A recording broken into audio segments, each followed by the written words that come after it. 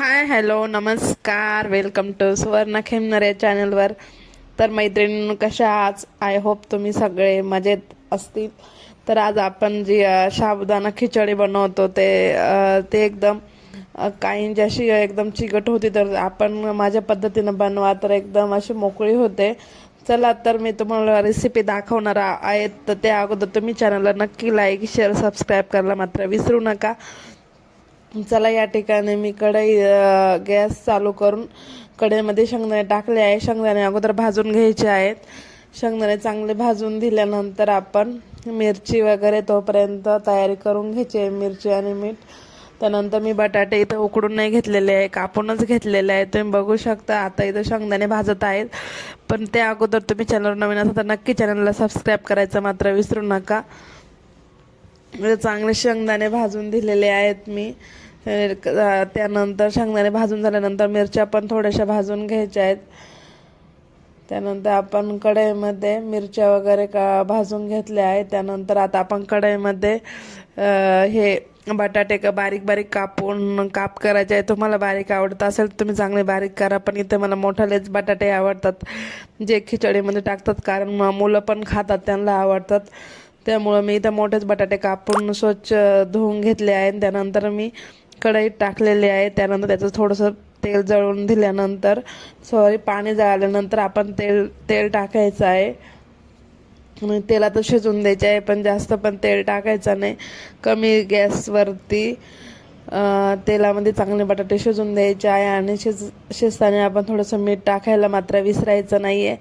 मीठ टाकून घ्यायचं आहे आणि झाकण मारून थोड्या वेळ परतून द्यायचे आहेत.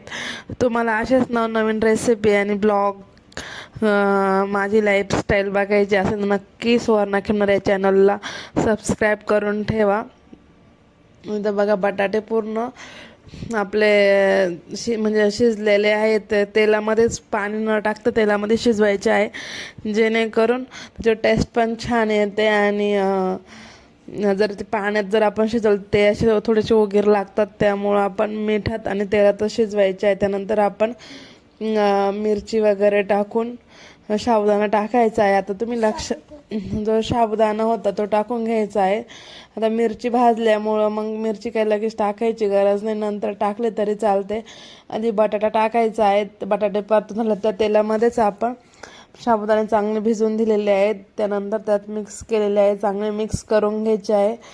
थोडीशी गॅसची फ्लेम थोडी जास्त ठेवायची आहे. इथं पूर्ण खाली मिक्स करून घ्यायचे आहे बटाटे. आणि त्यानंतर आपण जी मिरची बनवली आहे, शेंगदाणे आणि मिरची मिक्सरमध्ये बारीक करून घेतलेली, ती पण मिक्स करणार आहोत. मिक्स करून घ्यायचं आहे. चांगलं जास्त गॅसवर चांगलं हलवत राहायचं आहे. तेल नंतर मी टाकलेलं नाही, तुम्ही बघू शकतात. पण जेव्हा खिचडी बनते तेव्हा इतकं छान होतं.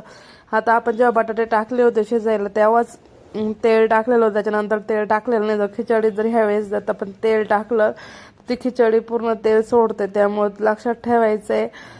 आपण खिचडी जेव्हा बटाटे शिजत तेव्हाच तेल आपल्या अंदाजानुसार टाकायचं आहे, नंतर नाही टाकायचं आहे. आणि चांगली खिचडी परतून द्यायची आहे. त्यानंतर आपली जी मिरची होती, शेंगदाणे आणि मिरची बारीक केली, ती मिक्स करून घ्यायची आहे. बघा, आता आपण मिक्स करून झाल्यानंतर ती साबुदाण्यामध्ये मिक्स करणार आहोत आणि पुन्हा परतून देणार आहोत. आता इथे गॅसचं फ्लेम फास्टच आहे, म्हणजे लय फास्ट पण नाही आणि खूप स्लो पण नाही आहे. तर मैत्रिणींनी ही कढई माझ्या गावाकडची सासूबाईंना दिलेली आहे.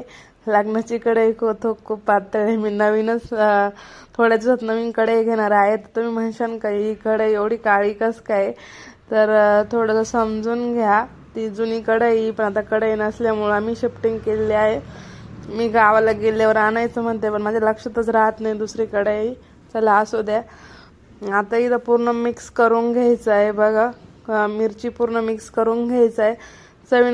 चवीनुसार आपण मीठ टाकून घ्यायचं आहे. आणि कमी गॅस झाकण ठेवायचं आहे. आणि कमी गॅसवरती 4 ते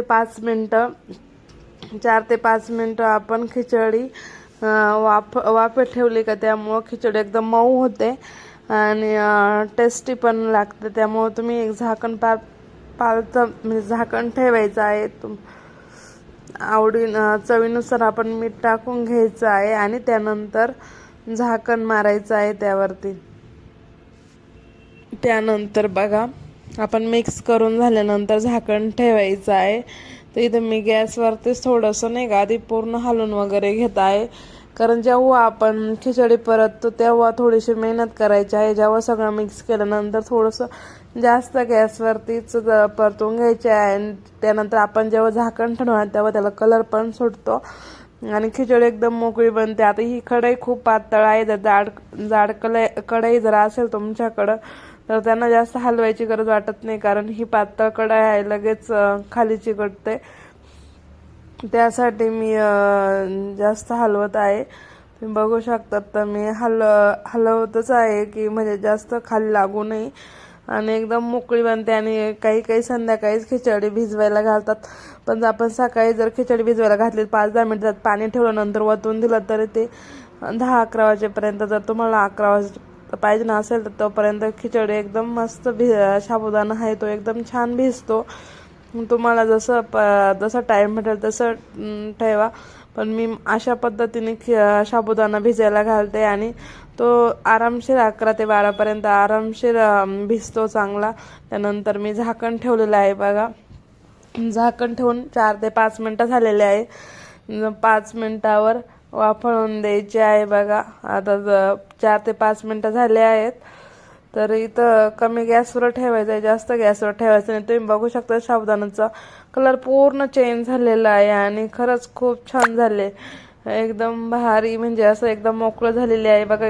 इतकी कढई पातळ आहे तरी पण साबुदाणा एकदम कलर परतला आहे आणि एकदम मोकळा झालेला आहे. तुम्ही अगोदर बटाटे टाकायचे आहे, नंतर साबुदाणा, नंतर मिरची टाकायची. अशा प्रकारे तुम्ही खिचडी नक्की करा. माझ्या पद्धतीने तुम्हाला खिचडी दाखवत आहे. खिचडी कशी एकदम मोकळी झालेली आहे, तुम्ही या पद्धतीनं करा आणि खरंच खूप छान बनते. हे बघा मी तुम्हाला दाखवते, एकदम परतली, एकदम मऊसूत बनला आहे. Thank you everyone.